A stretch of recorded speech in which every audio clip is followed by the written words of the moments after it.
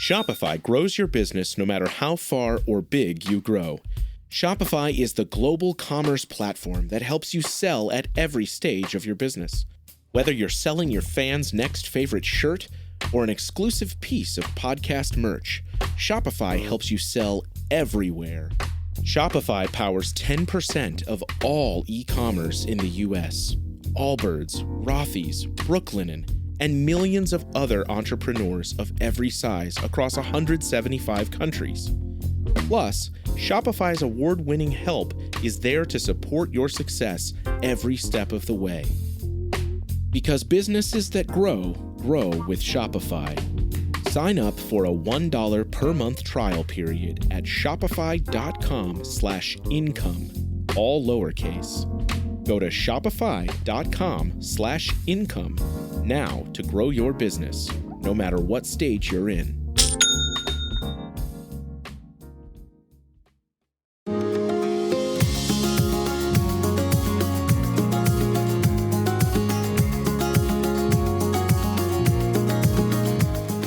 Welcome to my award-winning podcast, Thoughts from a Page, a member of the Evergreen Podcast Network. My name is Cindy Burnett, and here you can expect author interviews as well as chats with other book lovers about their recommended reads. With so many books coming out weekly, it can be hard to decide what to read, so I find the best ones and share them with you. Do you love to be in the know about upcoming books? I have recently worked on 2 different projects. The first is a 2024 summer reading guide that highlights 45 fabulous titles that I have read and loved and that will make great reads for this summer. The guide is 12 pages long, and you can print it, and it contains my comments and thoughts on each book, as well as what type of reader the book will appeal to.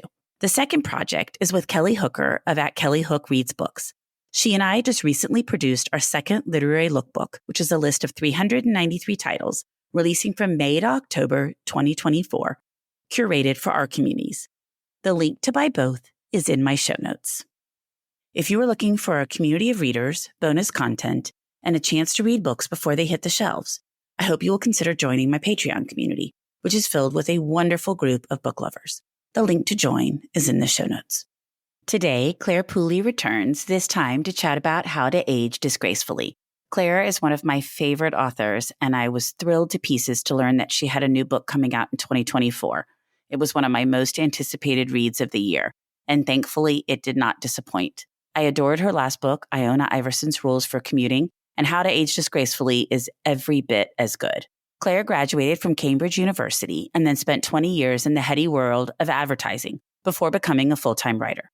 Her debut novel, The Authenticity Project, was a New York Times bestseller and has been translated into 29 languages. Pooley lives in Fulham, London, with her husband, 3 children, and 2 border terriers. I hope you enjoy our conversation. Don't you know that you're a grown-up? I'm a grown-up. Me too. Yep, me too. But these days, being a grown-up can really suck. Luckily, we're grown-ups who grew up in the coolest generation. We had video arcades. And also some of the best TV and movies ever made. We lived the origin of awesome consumer electronics. The list goes on and on. Yep, Generation X. Exactly. And we're Gen X grown-up. Every week, the Gen X Grown Up podcast explores media, tech, toys, games, and more from both yesterday and today. Through the eyes of Generation Xers who absolutely love that stuff. You can find us on iTunes or wherever you get your podcasts. Or find us on our website, genxgrownup.com. Life sucks as a grown-up. All right, you think that was good enough? I hope so, man. I'm tired. Who listens to a promo on a podcast and then goes and listens to a different podcast? Right. I've never done it. No. Right. Welcome, Clare. How are you today? I'm really good. Thank you. I'm so excited to be chatting to you again, Cindy. So thank you so much for inviting me on. Absolutely. I'm thrilled that you're back. I loved Iona Iverson, as we have discussed a number of times. And I really was so excited to see you had a book coming in 2024. It was my most anticipated read, which is always a little nerve-wracking to start because I'm like, oh, I really, really hope I like it. And I thought How to Age Disgracefully was phenomenal. So I just can't wait to chat all about it. Oh, no, I'm so pleased you enjoyed it. And I know what you mean. I always feel the same. If a favorite author of mine has a new book coming out, I'm almost terrified to turn the first few pages. So it's such a relief when it's not a letdown, isn't it? It really is. I guess that sounds a little silly when I say it that way, but I really do feel like, okay, I loved her last book so much. I really hope I also love this one. And it can be a letdown. It's a bit like, I think it's a bit like when you see an ex-boyfriend who you haven't seen for years.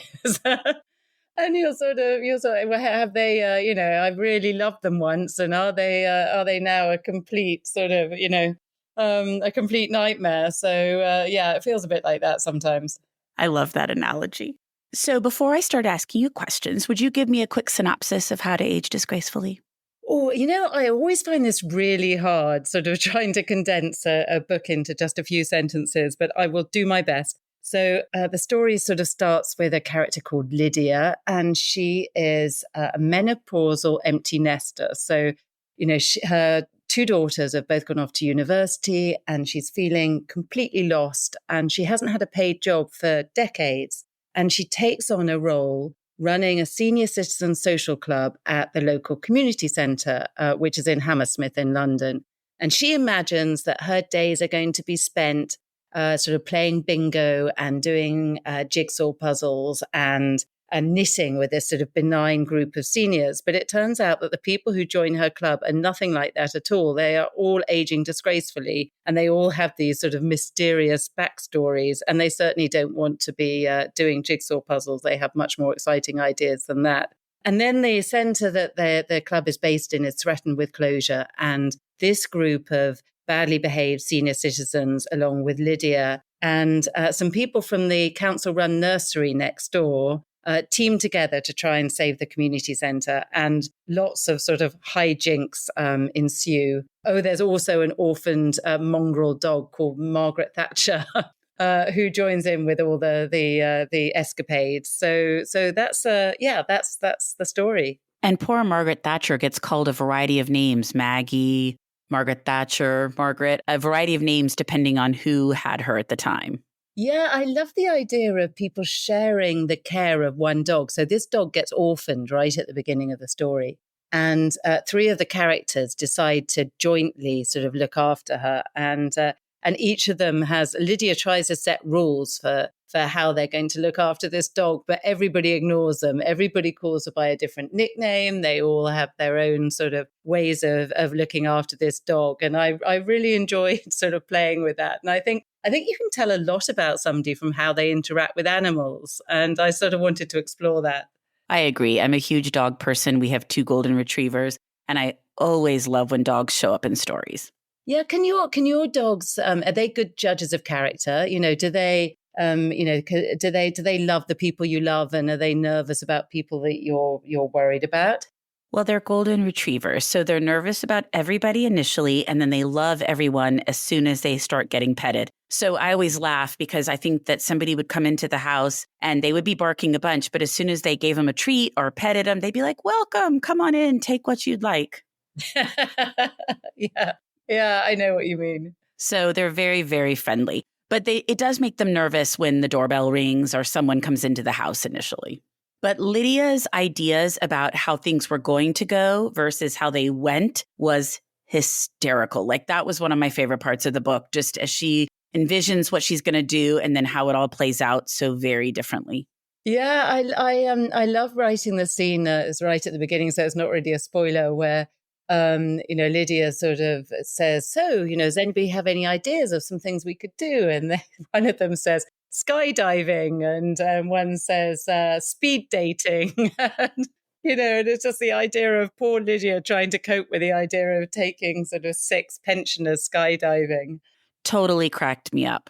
I love that you focus on found family and finding community as well as intergenerational relationships. That's something that you handled in Iona Iverson, and it's present here as well. Can you talk a little bit about that? I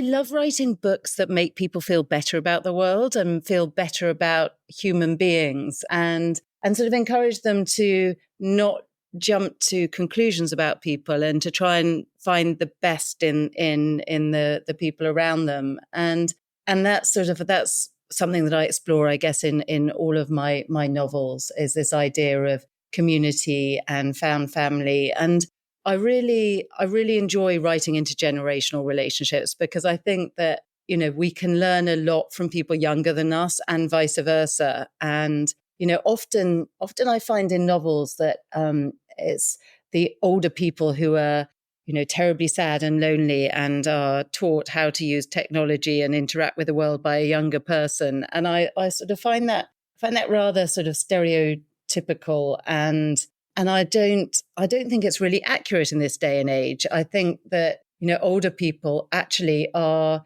on the whole, pretty good at navigating the world, and they have a huge amount to teach the younger generation, as well as vice versa. So I just wanted to play with the idea of sort of these badass seniors who could really show the younger generation a thing or two. And I love that, because I agree with you completely. I think intergenerational relationships are so important, and that people often do focus on what young people can teach older people. But I think it's really the other way around so much of the time, that older people are teaching the younger people so much. And there seem to be more stories about that these days, and more stories about older people being badasses. Yeah, and I think that's a wholly good thing. I mean, I'm now 55, and, I don't feel any different really from the way I did when I was 35. And I don't expect that when I'm 75, I'll feel different either. So, I just got a bit fed up with reading lots of stories of older people who were so very different from me, because, my parents' generation aren't, they're just, they are, they're really bossing it, I reckon. And, and I wanted to write characters like that. I'm so glad you did. And I agree with all of that. And don't you look in the mirror sometimes and be like, oh my gosh, I look different than I feel? Yeah, I look in the mirror and I think I'm my mother.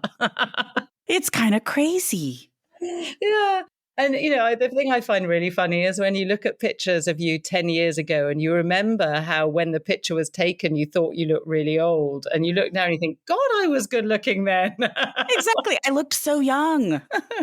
I agree completely. I was telling you, we're in the process of getting ready to move. So we're cleaning tons of stuff out. And I keep coming across all of these photos and I'm like, wow, okay. But you don't feel any different, but you are a lot wiser, and you've sort of picked up tricks of how to navigate the world. And I think those are really helpful things that we can teach the generation down. I agree completely. Did you have to do any research for this one?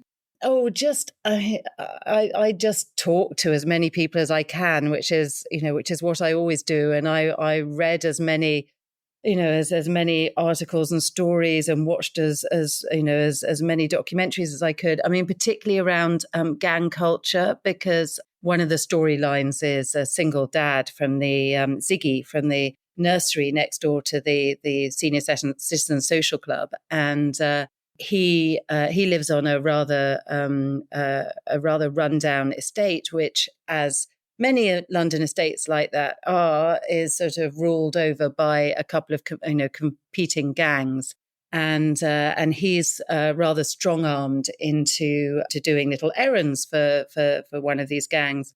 And so I did a sort of fair amount of research into sort of how gang culture works in London, and particularly the way that teenagers are often co-opted into sort of being runners and lookouts for older gang members, and how that all worked. Yeah, that was fascinating and troubling. I was just going to say, it had to be fascinating, but also depressing as well. Yes, absolutely. And I think it's very similar in the US. I don't think there is a vast difference between. In fact, I had somebody who specializes in gang culture in the US read the manuscript and said it was absolutely consistent with the way things work there too. So very interesting. Yes. And based on the way you were describing it and reading your book, I felt that it was a great representation of what happens here as well too, sadly. And you all call them estates, and here we often call those housing projects. Oh yes, it's funny how we are divided by the same language, because I always find it fascinating when my books get to the final stage and some of the words get translated from my English to American English, and it's really interesting. So, for instance, I talk about characters living in flats, which you would call apartments. And every now and again, a little error goes through. So I was reading the final stage of Iona Iverson's Rules for Commuting, and I'd written about Iona and her flat-faced dog, and it had been translated to Iona's apartment-faced dog. So somebody clearly just put flat in and then did an automatic replacement of apartment. That's hilarious. Exactly. And I had an apartment white coffee appear at one stage as well. So every now and again those little errors creep in. It's very funny. I love that. And the other two that always trip me up are jumper, because for us jumper is very different, and biscuit. Oh, yes, your cookies. Yes, exactly. And our biscuits are like breakfast food, biscuits, like we have, breakfast biscuits or homemade biscuits, that kind of thing. So yes, it's always funny to me to have to be like, wait a minute, that means something else here. Yeah, the one that you have that always makes us laugh is fanny pack, which means something very different in the UK. Well, and fanny packs are kind of goofy even here. So that's hilarious. What would a fanny pack mean? Or is that something you can't say on my show? I think this is probably not appropriate. Okay, I'll look it up afterwards. That's so funny. And while we're on this conversation, we're going to jump around a little bit, because you and I were talking before we started recording, and Iona Iverson had a different title and a different cover in the UK, but you were telling me How to Age Disgracefully is keeping the same title in variety of markets as well as the same cover. Do you want to talk a little bit about that? Yeah, I'm really excited about that actually, because funny enough, before I started writing novels, I had no idea that the author was not the person that chose the title of the novel. And there's a very good reason for that, I think, because as an author, you get so close to your story that it's very difficult to step back and imagine what it's like for somebody who has no idea what this book entails. So, whereas the publisher knows the market, they know their readers, and, they can see more objectively how to sort of position your book to your readers. So, I absolutely understand that, publishers are better than I am at sort of deciding on a final title. But where it gets quite complicated is where you have a book being published in several different markets, because Iona Iverson's Rules for Commuting was called The People on Platform 5 in the UK, because my UK publisher just felt that was a title that worked better for their market.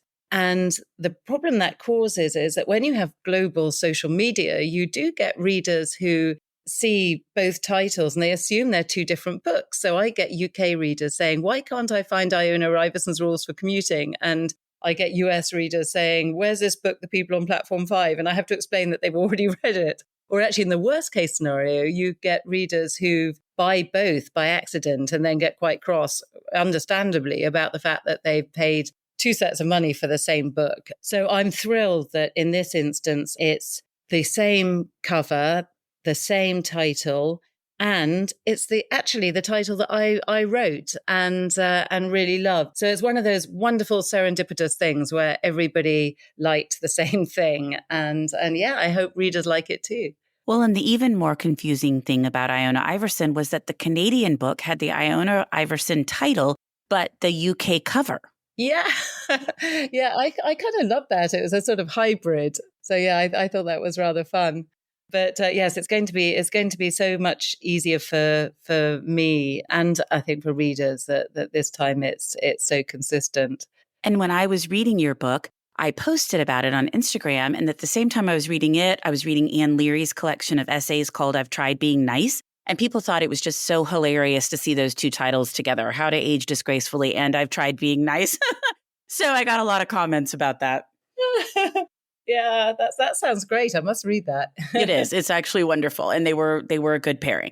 But back to your cover and your title, I think too, there is so much that goes into the marketing of a book. So you might have a title that sounds fabulous and does tie into the book, but it could sound like a thriller, or it could sound like historical fiction, or whatever it is. And so the publicist and the publisher want to make sure that your book is marketed the best way it can. Yeah. And, it's funny, the sort of things that you can end up sort of getting really tied up in. So for instance, with Iona Iverson, at one stage, we were looking at a pink cover, and I said, no, I really don't want the cover to be pink.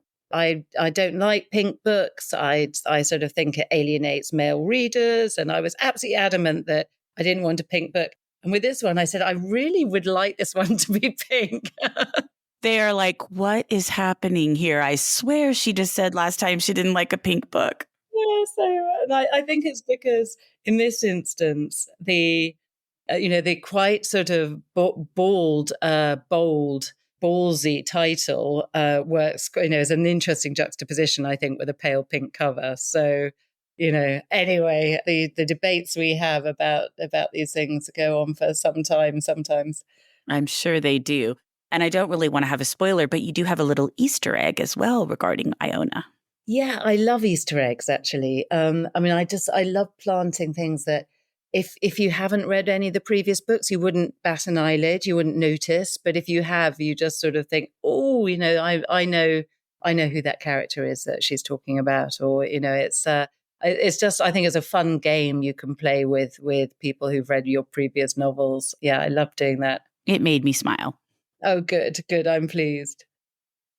Hi there. I'm Heather Drago. And I'm Sarah Saunders. We host the podcast, That's a Hard No, about saying no and setting boundaries. So you can become that true and empowered you that this world needs. Saying no isn't just okay. It's the key to living an authentic, fulfilling life. I'm a licensed professional clinical counselor. So while this podcast is in no way a replacement for one-on-one therapy, I suppose I know what I'm talking about. I'd say so. We talk about learning to say no and set healthy boundaries and how it impacts mental health, physical health, relationships, parenthood, and more. Subscribe wherever you get your podcasts and visit our website, hardnopodcast.com. We're here to help you find your no and say it unapologetically. That's a hard no.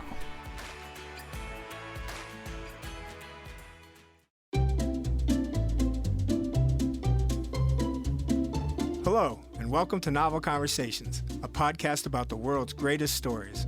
I'm your host, Frank Lavallo, and for each episode of Novel Conversations, I talk to two readers about one book. And together, we summarize the story for you. We introduce you to the characters, we tell you what happens to them, and we read from the book along the way. So if you love hearing a good story, you're in the right place. Our 9th season is coming this fall. Tune in to hear from some of the all-time great authors, Charles Dickens, Jules Verne, F. Scott Fitzgerald, and more. Subscribe to Novel Conversations wherever you listen to podcasts.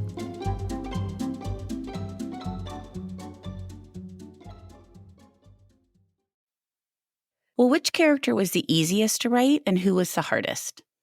Oh, good question. I think Daphne was probably the easiest to write just because I fell in love with her so much. Daphne is, she's 70 and she's mysteriously wealthy and for reasons that we don't understand initially, hasn't really left her apartment much for about 15 years and then decides that it is time to re-engage with the world and joins a social club. And I really, I love Daphne. So I found her a joy to write. She was a fabulous character to write. And I guess in a way, the one I found most difficult was Lydia, because she's the one that is in age closest to me. She's, as I said, she's menopausal as I am.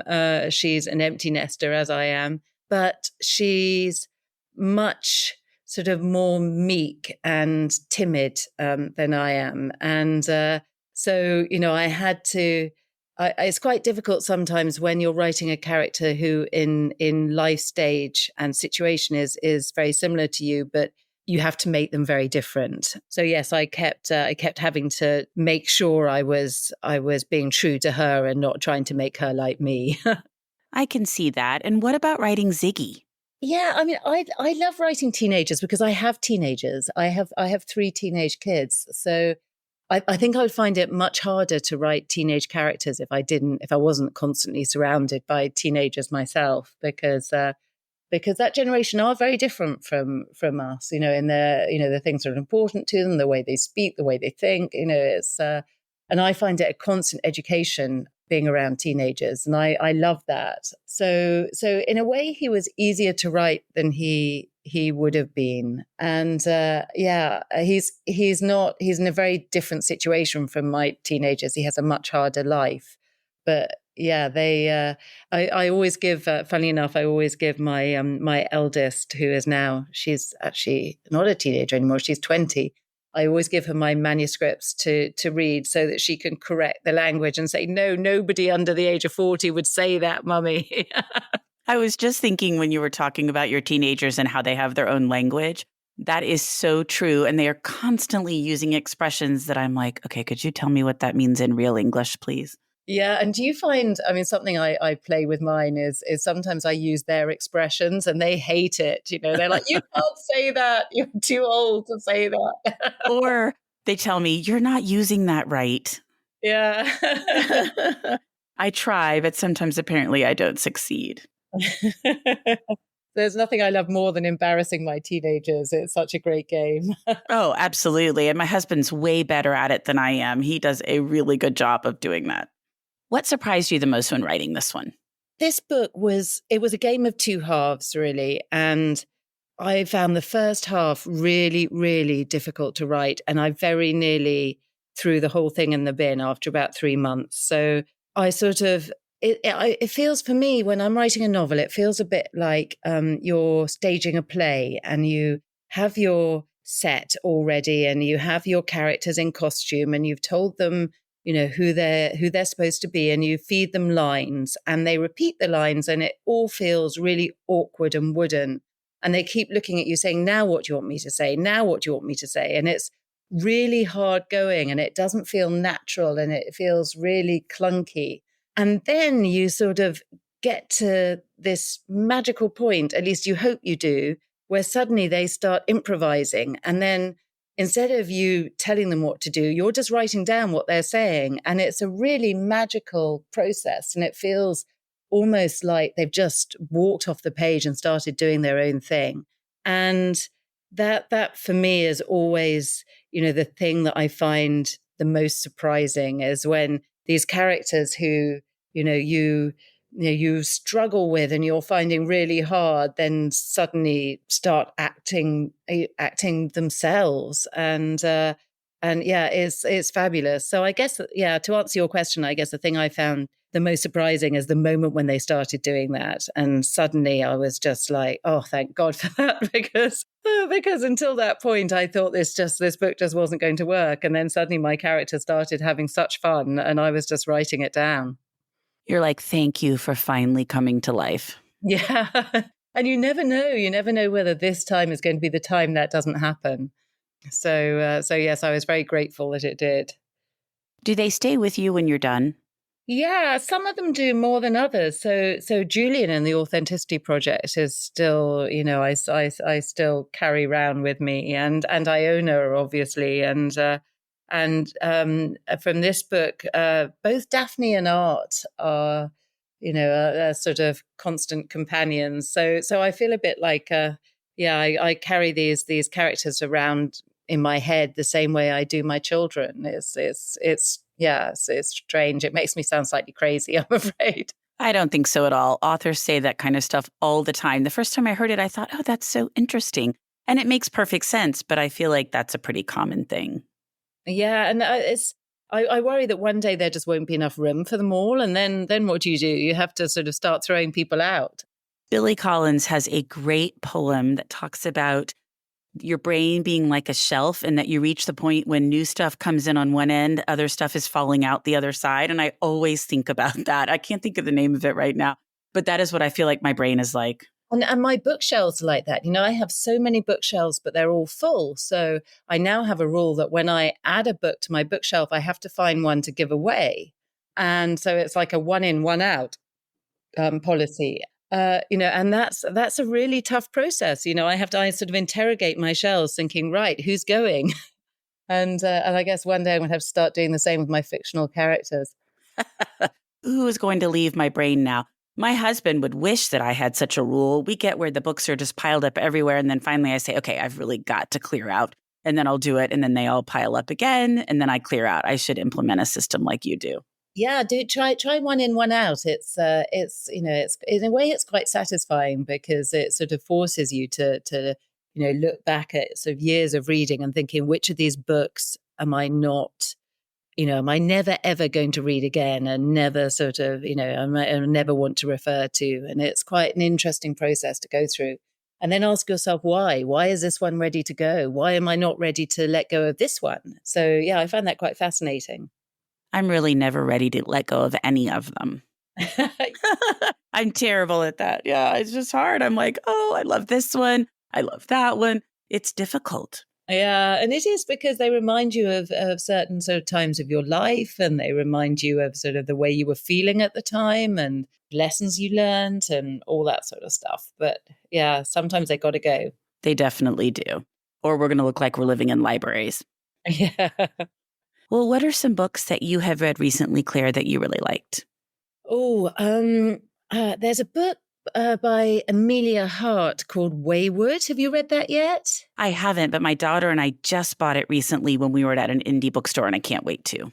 It's fantastic. It's about, I love the idea of witchcraft, and I've always secretly wanted to be a witch.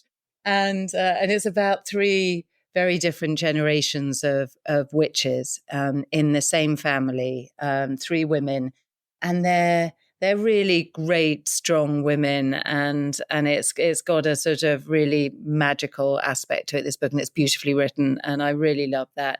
And also, I've just finished reading the new David Nicholls. So David, you talked about reading a book by an author whose previous work you've really loved and it being really nerve-wracking.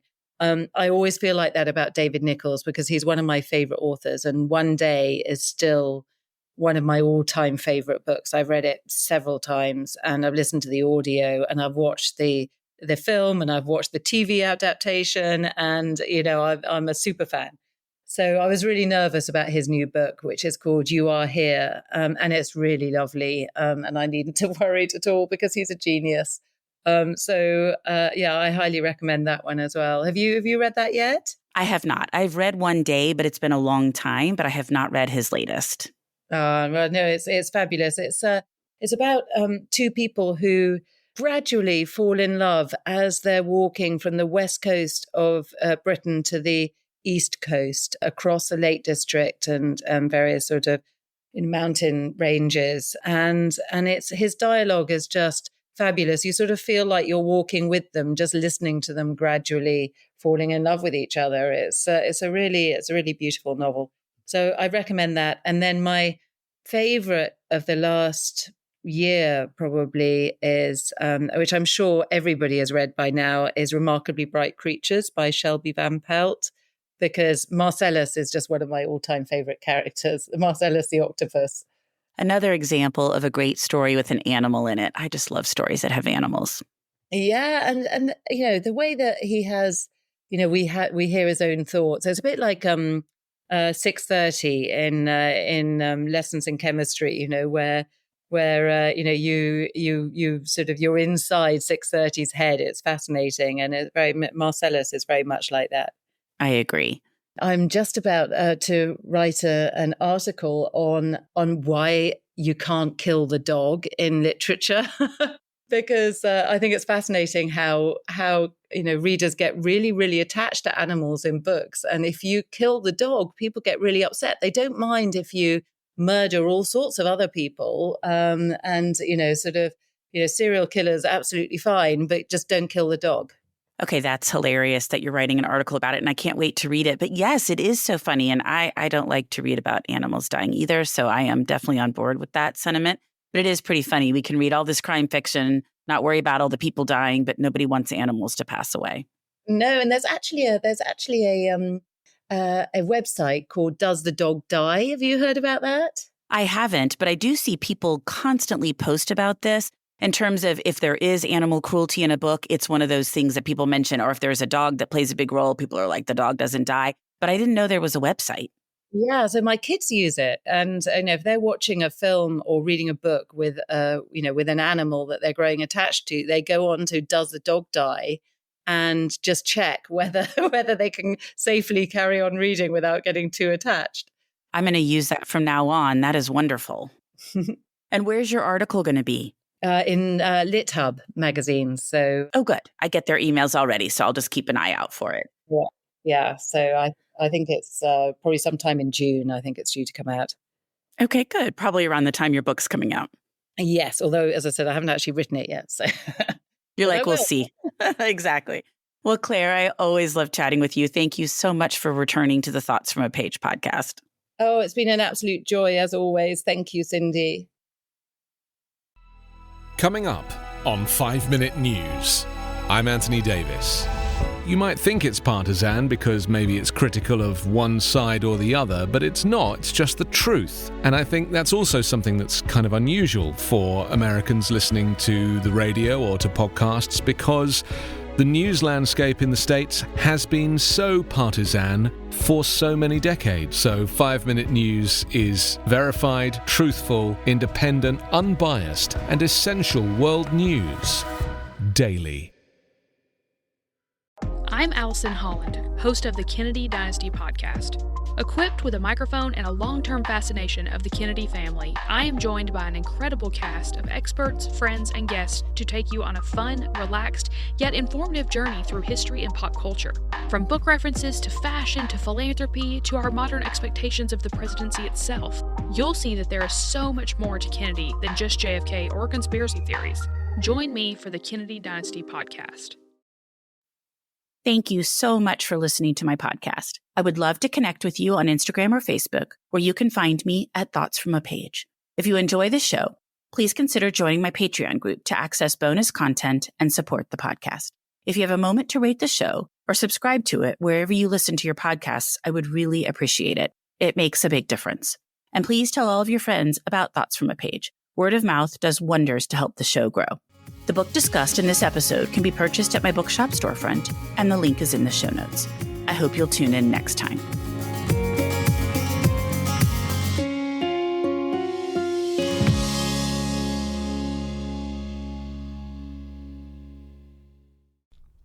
You know, a lot can happen in 7 minutes, and luckily, that's how long it takes me to tell a story. My name is Aaron Califato, and I'm the creator of 7 Minute Stories.